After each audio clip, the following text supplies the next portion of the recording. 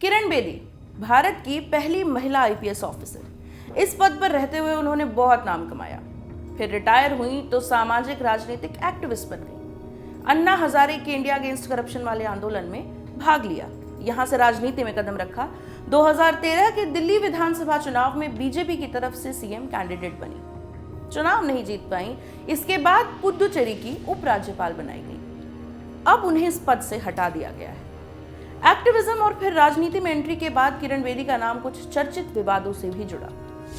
उन विवादों पर नजर डालेंगे, लेकिन पहले थोड़ा उनके बारे में जान लेते हैं। किरण बेदी का जन्म 9 जून 1949 को अमृतसर में हुआ। 4 बहनों में दूसरे नंबर पर थी।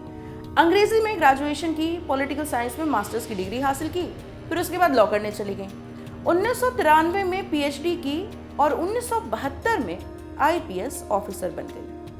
किरण बेदी को जेल सुधार के लिए जाना जाता है। उन्होंने दिल्ली की तिहाड़ जेल में काफी बदलाव लाए। जेल में हो रहे भ्रष्टाचार और मानवाधिकारों के हनन को रोकने के लिए उन्होंने कदम उठाए।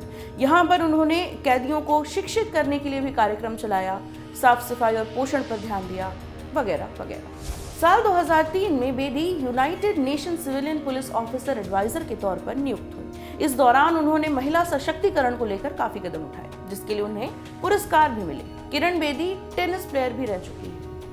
अब बात उनसे जुड़े कुछ विवादों की। अगस्त 2012 में किरण बेदी ने बलात्कार को लेकर एक बयान दिया, जिसको लेकर विवाद हो गया। बाद में बेदी को बयान को लेकर सफाई भी देनी पड़ी। ये वो समय था जब देश में हुए घोटालों को लेकर कांग्रेस सरकार पर निशाना साधा जा रहा था।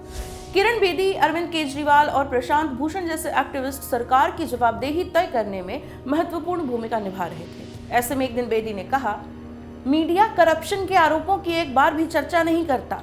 खुद से पूछिए कि एक कम रैंक वाले पुलिस कर्मचारी द्वारा किए गए एक छोटे से रेप की चर्चा कैसे करेंगे।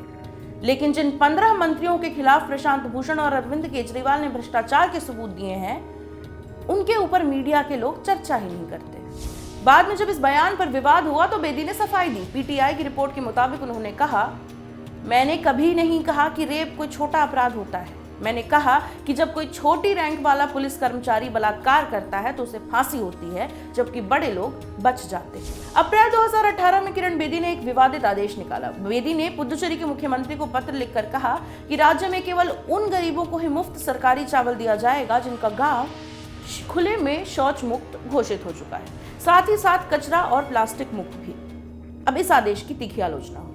कहा गया कि किरण बेदी अंग्रेजी राज की उस मानसिकता से ग्रसित हैं जिसमें शासक खुद को राजा समझते हैं और आम लोगों को जानवर। कहा गया कि किरण बेदी की सैलरी उन्हीं लोगों के टैक्स से आती है जिनके ऊपर वो सरकारी चावल लेने के लिए इस तरह की अजीबोगरीब शर्त लगा रही हैं। विवाद हुआ, बहुत ज्यादा तीखी बहसें हुई उस पर। उसके बाद बेदी को ये आदेश वापस लेना पड़ा। सरकार के कामकाज में दखल करने के भी आरोप किरण बेदी पर लगते रहे हैं। पुडुचेरी की उपराज्यपाल बनने के बाद से किरण बेदी सरकार द्वारा लिए गए फैसलों को लगातार वीटो कर रही थी। इससे तंग आकर पुडुचेरी की सरकार ने साल 2019 में चेन्नई हाई कोर्ट में अपील की थी। कोर्ट ने पुडुचेरी सरकार के पक्ष में फैसला सुनाया। इसके बारे में बताते हुए राज्य के मुख्यमंत्री ने कहा, कोर्ट ने कहा कि प्रशासक सरकार के कामकाज में दखल नहीं दे सकता है। प्रशासक के पास अलग से कोई ताकत नहीं है। प्रशासक को सरकार के कामकाज में बाधा नहीं डालनी चाहिए। वो कैबिनेट के फैसलों के प्रति बाध्य होता है और उसे सरकार के साथ सहयोग करना चाहिए। पुडुचेरी के मुख्यमंत्री ने चेन्नई हाईकोर्ट के इस फैसले को ऐतिहासिक बताया था और मोदी सरकार के साथ साथ किरण बेदी के लिए सेटबैक थी। फरवरी 2019 में जब किरण बेदी और पुडुचेरी के मुख्यमंत्री वी नारायण स्वामी के बीच खींचतान चल रही थी तो इस बीच बेदी ने विवादित ट्वीट किया। इसके लेकर उनके ऊपर नस्लवाद और भेदभाव करने के आरोप लगे। बेदी ने ट्विटर पर एक फोटो डाली। इसमें 2 कौवे बैठे थे। एक कौवे ने अपना पंख फैला रखा था। बेदी ने कैप्शन दिया, योगा हर कोई करता है। 1 घंटे बाद उन्होंने फिर से ये फोटो डालते हुए ट्वीट किया, मीडिया के एक सदस्य ने मुझसे पूछा कि क्या धरना देना भी योगा है। मैंने कहा, हाँ ये योगा है। ये इस पर निर्भर करता है कि आप किस उद्देश्य के लिए धरने पर बैठे हैं, आप किस तरह के आसन में हैं और किस तरह की आवाज निकाल रहे हैं।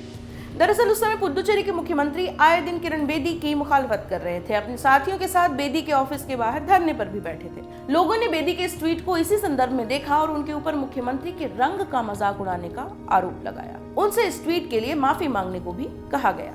साल 2018 में फीफा विश्व कप हुआ था। फ्रांस ने इसे जीता था। पुडुचेरी एक समय में फ्रांस का उपनिवेश हुआ करता था। ऐसे में किरण बेदी ने फ्रांस को बधाई देते हुए ट्वीट किया, हम पुडुचेरी के लोगों ने विश्व कप जीत लिया है, सभी को बधाई। फ्रांस की टीम कितनी विविधता भरी है, खेल लोगों को जोड़ता है। बेदी के इस ट्वीट के लिए भी उनकी खूब आलोचना हुई थी। उनकी सोच को उपनिवेशवाद से भरा कहा गया। कई लोगों ने कहा कि तो वैसे ही है कि अंग्रेजों के वर्ल्ड कप जीतने को हम भारत की जीत बता दें, क्योंकि भारत भी एक समय ब्रिटेन का उपनिवेश था। यानी देश की पहली महिला आईपीएस बनने के बाद अपने काम से किरण बेदी ने एक दमदार महिला के तौर पर अपनी जो छवि बनाई थी, वो छवि राजनीति में आने के बाद से विवादों से इफेक्ट होती नजर आई। अब उनके उपराज्यपाल पद से हटने वाले विवाद के बाद उनका नाम फिर से चर्चा में आ गया है। ये स्टोरी आप तक लेकर आए थे मुरारी। मैं हूं प्रेरणा, कैमरे के पीछे अमितेश। देखते रहिए ऑर्डिनरी।